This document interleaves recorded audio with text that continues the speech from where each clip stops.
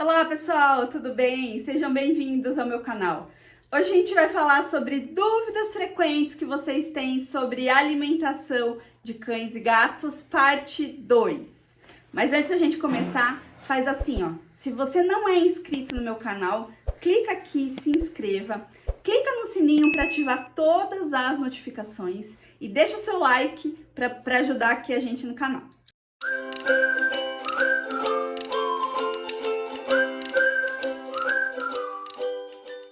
Bom, pessoal, então hoje a gente vai fazer esse vídeo de dúvidas frequentes, parte 2. Quem perdeu a parte 1, corre lá no meu canal e assista, que a gente já foram feitas 5 perguntas, já respondi 5 perguntinhas frequentes, e nesse vídeo agora eu vou responder mais 5 perguntas, tá? Então vamos começar.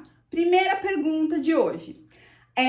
O uso de alimentação natural previne o desenvolvimento, o aparecimento de doenças? E também, o uso de alimentação natural aumenta a longevidade dos pets?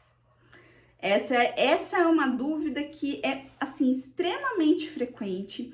E um grande ponto, né, que eu vejo muito é que tem muito profissional, tá? Muitos colegas aí que trabalham com alimentação natural e sempre acabam postando essa afirmação nas suas redes sociais de que a alimentação natural é mais saudável, previne o desenvolvimento de doenças, falando, né, na internet aí para tutores e para outros profissionais vendendo essa ideia.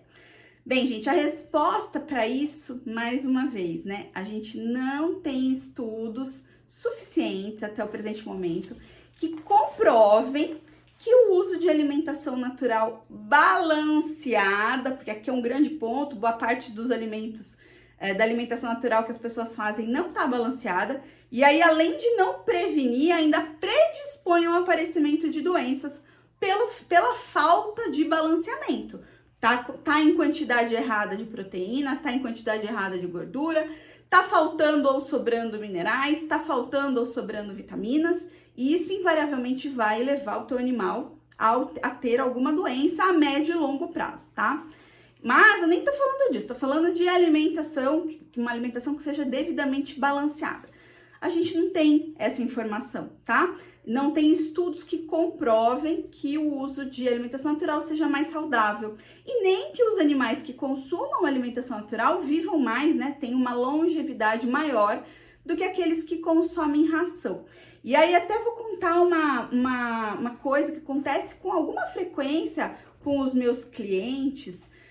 São pessoas que acabam vindo até mim porque querem passar por uma consulta nutricional, né? E essas pessoas acabam chegando a mim muito decepcionadas e muito apavoradas com o uso da alimentação natural, porque foi vendido a elas essa ideia de que o pet delas seria muito saudável, não teria doenças, viveria muito mais do que outros pets. E de repente esse animal que comeu alimentação natural a vida inteira aparece com câncer, aparece com doença renal, aparece com uma doença cardíaca, aparece com diabetes, aparece com todas as doenças que os cães ou os gatos que recebem ração também apresentam. E essas pessoas chegam até numa situação assim, né, muito desesperada e triste, porque se culpam por terem feito alguma coisa errada, mas não acreditando que aquilo está acontecendo com o pet porque usaram alimentação natural a vida inteira.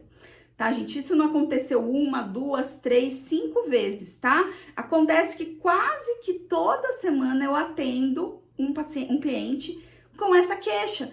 Mas, doutora, eu usei alimentação natural a vida inteira e o meu animal tá doente. E aí?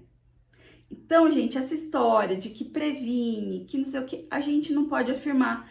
E na rotina, tá? Na rotina, eu vejo animais, cães e gatos que consomem alimentação natural tendo exatamente os mesmos problemas do que os que consomem ração, tá? Então, Tomem cuidado com esse sensacionalismo que fazem ao redor do uso da alimentação natural. Eu recomendo a alimentação natural, a maior parte dos meus pacientes usa alimentação natural, mas a gente não pode vender milagre, vender solução. Olha, use a alimentação natural que é a solução para todos os seus problemas. Não pode, gente. Não podemos. Isso se chama charlatanismo, tá? Porque não tem evidência nenhuma na literatura que comprove o que esses profissionais estão falando. Então, preste atenção, né, e não caiam nesse tipo de conversa, tá? Bom, segunda pergunta. É necessário adicionar sal na alimentação dos pets? E qual tipo de sal é melhor? Então, essa também é uma dúvida muito normal, muito comum. Às vezes as pessoas chegam até mim, os clientes chegam até mim, porque já fazem alimentação natural ou prescrita por um outro nutrólogo, ou que fazem de cabeça mesmo. Ah, então, doutora, eu cozinho só o frango e o arroz sem sal e a cenoura e coloco e acha que tá certo, tá? Gente, o sódio, ele é um nutriente, é um mineral essencial para os animais, para nós humanos. A gente precisa comer sódio todos os dias, tá? Só que o sódio, ele é muito abundante na natureza. Então, mesmo se eu não colocar o sal no alimento, por exemplo, as carnes têm muito sódio, tá? Mesmo, eu não tô falando de tempero, é inerente, que vem junto o nutriente que está ali naquele ingrediente. Então, as proteínas de origem animal, elas são ricas em sódio. Os cereais têm uma quantidade de sódio, os tubérculos, os legumes, todo mundo tem algum teor de sódio inerente, tá? E aí, gente, dependendo da dieta que eu faça, e dependendo do animal a que se destina, pode ser que só o sódio que já tá ali nos próprios ingredientes já atenda todo o teor de sódio que o animal precisa. E aí eu não preciso adicionar o sal, porque eu já tô cumprindo ele através dos ingredientes.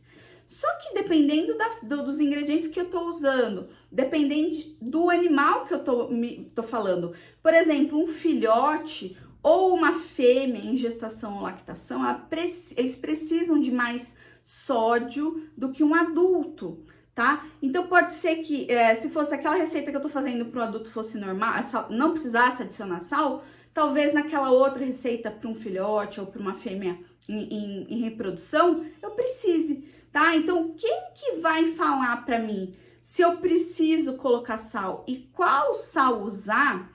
É o nutrólogo, gente. Então, isso tem que vir na receita que o nutrólogo tá fazendo. Ele tem que escrever lá, olha, se precisar do sal, ó, qual sal e qual quantidade. Por que também essa questão do qual sal? Cada tipo de sal tem as suas características. Então, por exemplo, o sal comum refinado, ele é basicamente sódio e cloro, tá? Tanto é que o nome é cloreto de sódio, né, do sal de cozinha. Então, o sal light, ele vai ter 50% de cloreto de sódio e 50% de cloreto de potássio, tá? Então, por isso que é considerado sal light, porque ele tem menos sódio e tem essa troca de parte do sódio pelo potássio, que é outro mineral essencial, tá? Então, pode ser que naquela fórmula eu precise de sódio e potássio, então eu vou usar o sal light.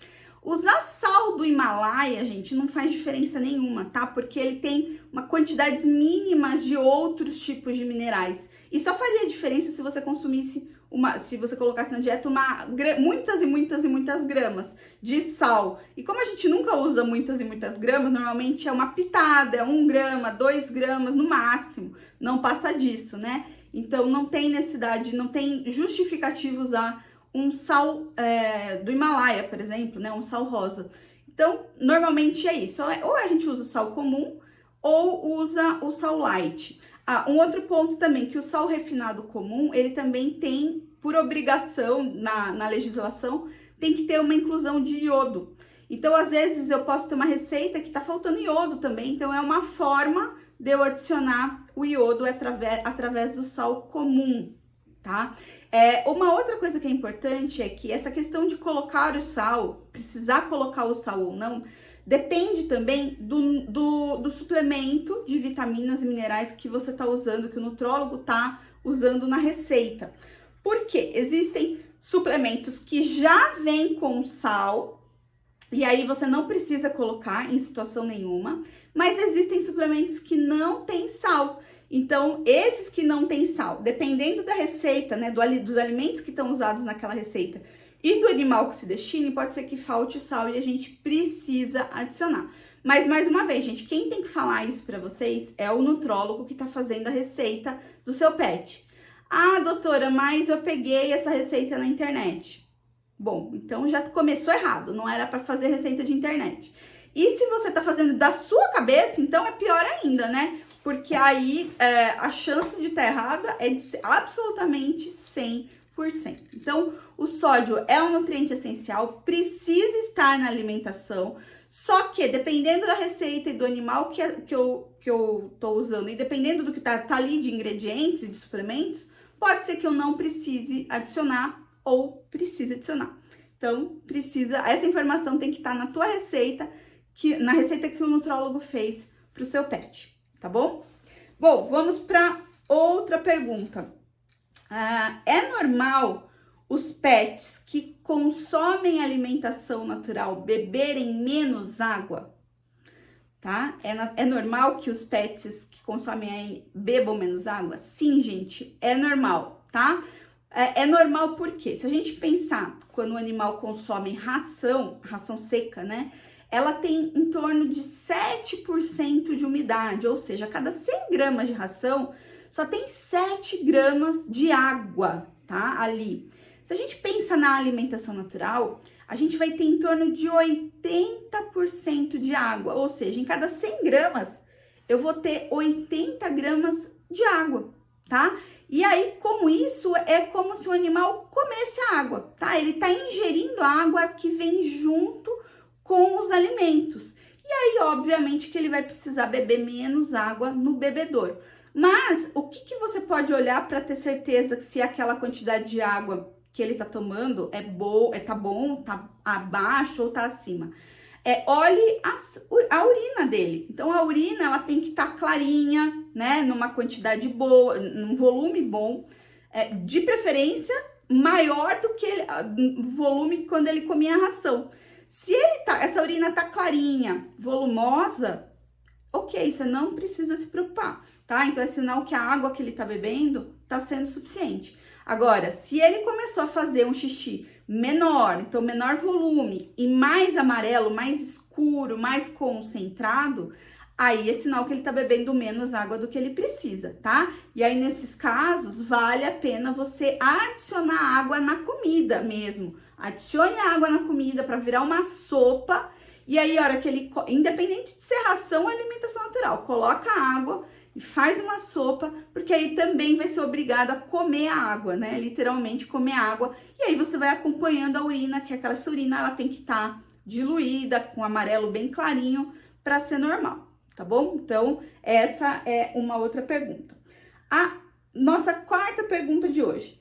É necessário usar óleos na alimentação natural? Algum tipo de óleo na alimentação natural? Bem, gente, aqui também vai depender dos ingredientes que você tá usando. Se você estiver usando já, por exemplo, depende também do teu animal, né? Se a gente pode fazer um alimento com mais gordura ou por algum problema do animal, essa dieta tem que ter uma gordura mais reduzida. Então, não tem como saber sem avaliar o teu animal, as necessidades dele e aí a receita, os ingredientes que eu estou usando. Eu tenho, por exemplo, um peito de frango, que é uma carne super magra, tá? Então, tem super pouca gordura. E eu tenho, por exemplo, a coxa de frango, que ela já é uma carne gorda. No caso de bovino, por exemplo, eu tenho músculo, que é uma carne extremamente magra, do bovino. Mas eu tenho acém, eu tenho cupim, eu tenho outras carnes que são super gordurosas. Então, não é porque eu tô falando, não tem como generalizar, né? Toda carne de frango é magra ou toda carne bovina é gorda. Depende do corte que você tá usando. Tem peixes gordos e peixes magros. Tem a parte do suíno é a mesma coisa. Eu posso usar um pernil que tem mais gordura e posso usar um lombo que tem menos gordura. Então, tudo vai depender da receita que você tá fazendo e do qual o objetivo para aquele animal. Existem receitas que vão precisar de óleo e tem receitas que não vão precisar de óleo, tá? Então, esse é a resposta para essa pergunta. E por fim, a nossa quinta pergunta: o óleo de coco e o azeite são gorduras boas, benéficas para cães e gatos? Essa é uma dúvida que vou falar assim, eu já perdi a conta de quantas vezes eu respondi já. Bom, gente, o grande ponto o azeite e o óleo de coco, eles são gorduras utilizadas para nós humanos, tá? Eles vieram da alimentação humana.